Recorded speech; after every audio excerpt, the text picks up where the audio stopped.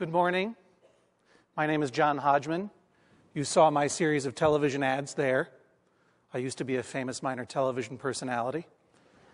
That is all over now. Unfortunately, they have stopped running those ads, I presume because we sold all the computers.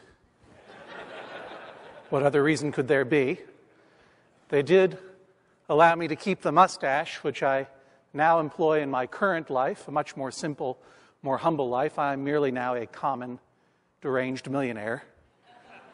I just travel the world going from TED conference to TED conference, spreading my ideas and hugging Al Gore whenever possible.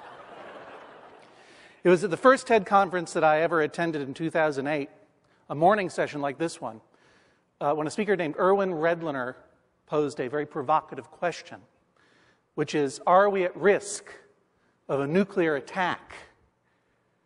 And the answer he gave was yes. And he went on to explain how probably within the next 10 years or so, New York City, my home, would be the target of a dirty bomb attack, and that many people would die instantaneously, but some wouldn't.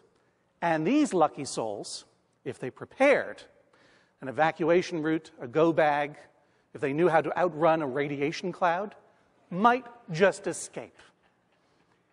This was not a comfort to me. This was effing terrifying. And it was certainly a come down after the other TED Talk I saw that day by the guy who had trained crows to operate vending machines. The best. That was 3 years ago, and every night since then, I spent a lot of time saying, oh, I got to get my go bag together for the dirty bomb attack. And every morning I wake up for 3 years, and I haven't done it. I'm still not prepared for the nuclear holocaust. Curiously, I do have 100 trained crows in my house. They are my butlers. Now, what does this tell us about our nature? Does it prove that man is less afraid of nuclear holocaust than crows? Certainly in my case, yes. Is it that we simply ignore the things that most terrify us? Perhaps. But I am a deranged millionaire, and I am here to bring you a different message. I have specifically not planned for the nuclear holocaust because it is not going to happen. At least it will not happen before the Omega Pulse, the giant electromagnetic wave that will wipe out every hard drive on Earth on February 7th, 2012. And it certainly will not happen before the blood wave, which is a giant wave of blood that will roll over the American plains on November 9th, 2012. 2012 is going to be a very big year. You know, you've probably heard this, that the ancient Mayans stopped making calendars precisely because they believe 2012 marks the end of human history, and that sometime during next year, the world will end in flood and fire, leaving only John Cusack alive.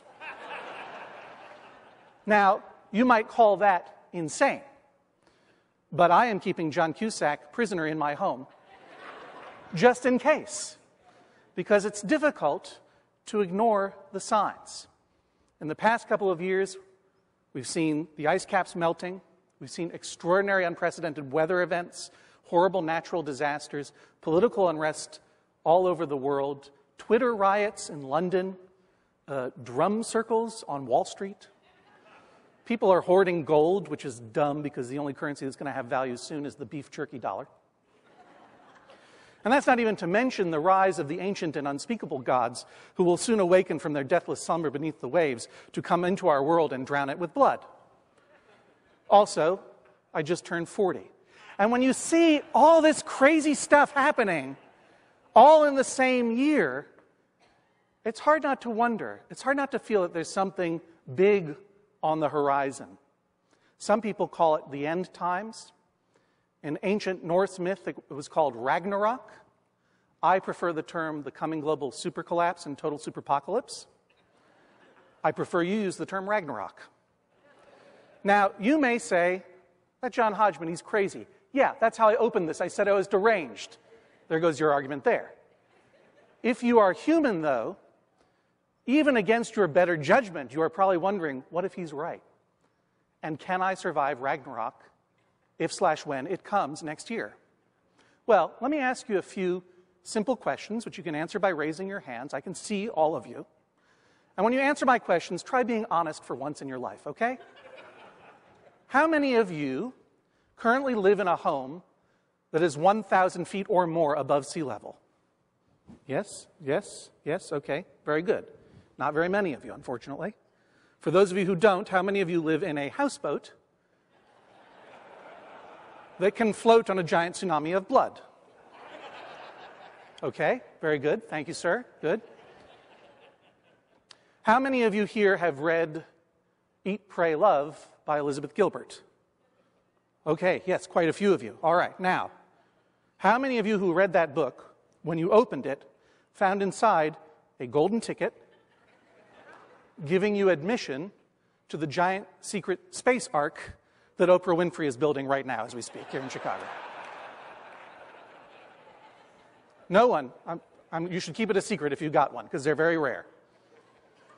How many of you have begun to hoard your own urine?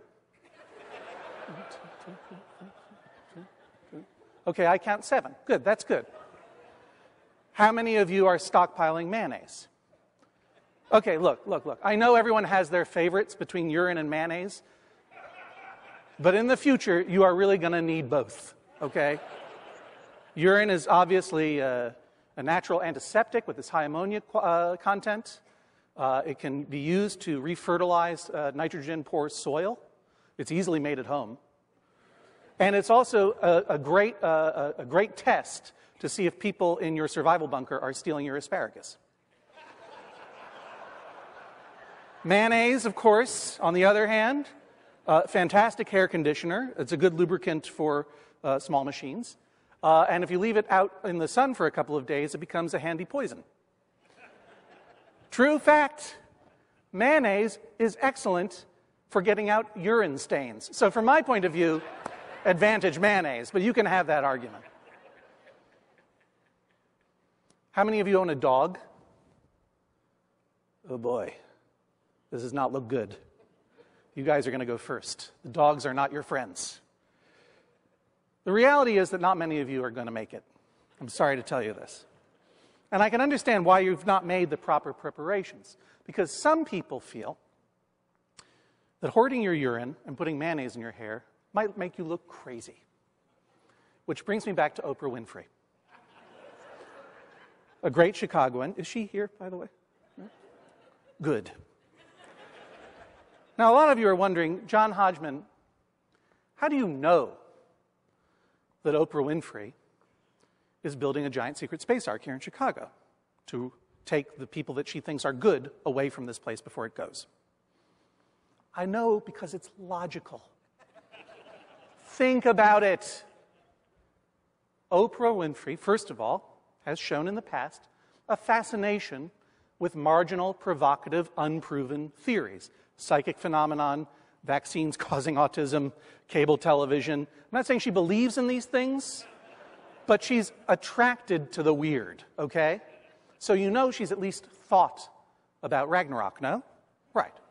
Second, Oprah Winfrey has the money to build a space ark for whatever reason. Even if she doesn't believe in Ragnarok, she can do it. And 3, and most important, she's got an amazing staff. These people can do anything, but the most important thing they will do is that by doing it for her, they will insulate her from the appearance of bat poop insanity. So why wouldn't Oprah Winfrey, seriously, get on the phone one day, talking to her speaking tube, to her assistant, Susan, and say, Susan, I don't know if anything is really going to happen. It just seems like things are going in a bad direction. So would you just do me a favor and get to work on a space ark? Thanks. Also, I need a refill on my human stem cell tea. Of course she would say this. You'd have to be completely naive, really, to imagine that Oprah Winfrey does not have an Earth evacuation plan. Richard Branson certainly does. And so would you. if you were a deranged millionaire, as some of you may be. And I bet you're making notes right now if you are. If I were a deranged millionaire or billionaire in 2008 when I heard Irwin Redliner tell me that my city was going to be bombed and my family was going to die, if I knew that I could text my assistant and say, hey, how about getting to work on a secret tunnel? I don't want to know anything about it. Just build me a tunnel. Just in case this happens, I can get out to the non-contaminated zone. Of course I would do that. But here's the thing. I would never build that tunnel with my own hands. A, it's dirty, and B, it's embarrassing. And I have to confess something to you right now. I don't even have a single jar of my own urine. Even though I've almost actually convinced myself, no joking, that I should. Why? What does this tell us about human nature? Well, when you think about it, the end of the world is a little like death.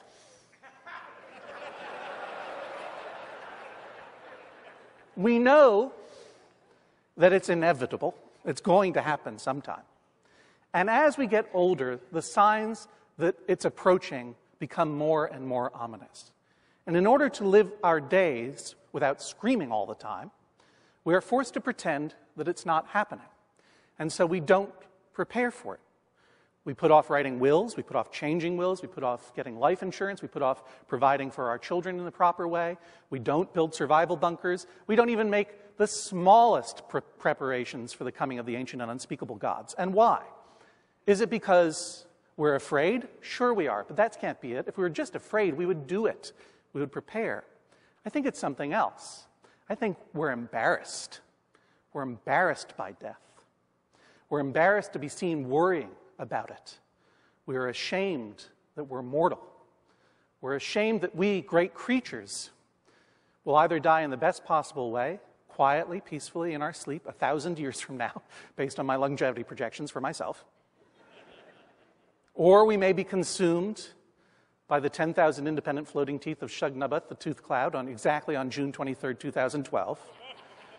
But either way, we will be consumed. So you may heed my warning or not. You may prepare for Ragnarok or not.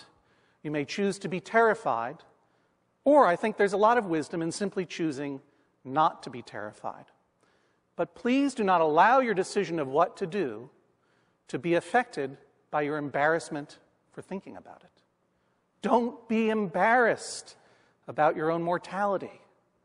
This is a very common problem. The end of the world happens to everybody once in a while. Thank you for your kind attention.